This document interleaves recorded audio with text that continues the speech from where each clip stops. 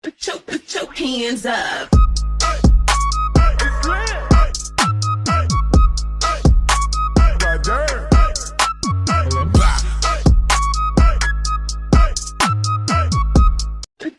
Put your hands up.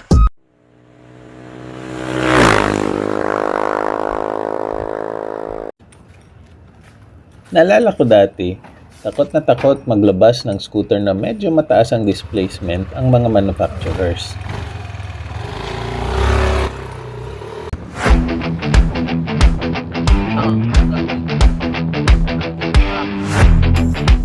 Noong era ng karburador kasi, kahit 125cc lang, matakaw na sa gas.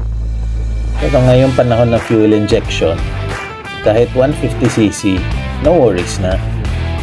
At sa bakbakan ng mga scooter sa segment na ito, si Yamaha ang may hawak ng championship belt. Kahit sobrang popular ng Aerox at NMAX, naniguro na sila na hindi maaagaw sa kanilang title na ito, kaya naglabas sila na isa pang contender, ang Yamaha Lexi. So ano naman ang meron sa Lexi at bakit siya special? Well, dalawang bagay, parang 1-2 knockout combination. Una, rare sa scooter sa segment na ito ang may gulay board. Sa Lexi, madaming pwede ikarga.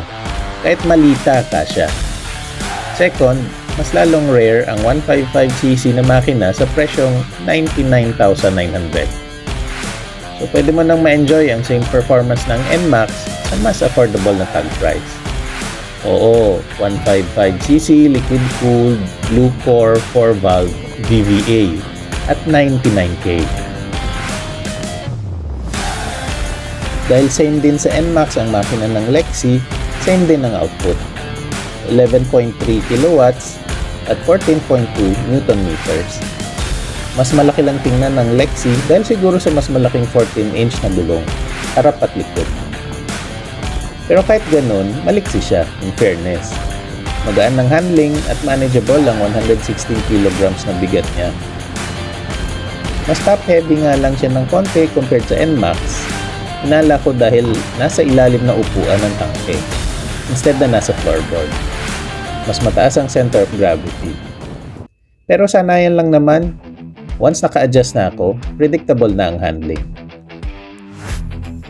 Kahit budget-friendly ang presyo, premium ang feel ng Lexi kung ang pag-uusapan ni engine performance at throttle response.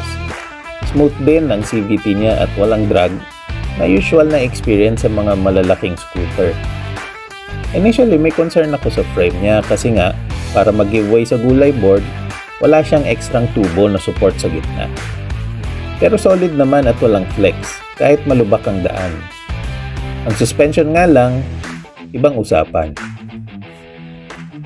Maraming nag-assume agad na baka masyadong malambot ang single shock sa likod. Pero mali ang inakala natin. Matigas siya na parang naghahanap pa nga ng OBR para mas swabe ang play. Actually, ang malambot ay ang suspension sa harap.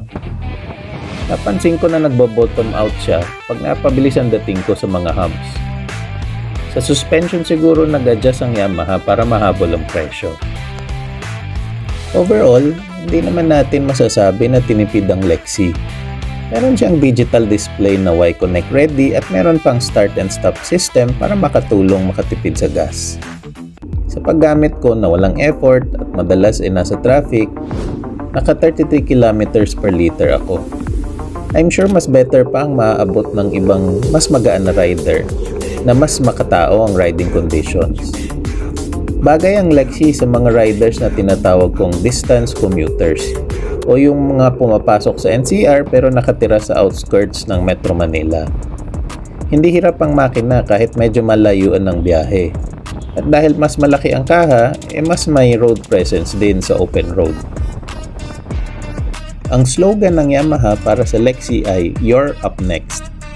Ang market positioning na ito ay para dun sa mga riders na pa-upgrade na pero hindi pa naaabot ang dream bike. Kumbaga sa boxingero ay pang undercard pa at hindi pa pang main event. Pero para sa marami sa atin na ang talagang hanap lang ay reliable na pang daily ride na malakas ang performance, Lexi na yarn. Tapos under 100k pa. Tapos na ang boxing.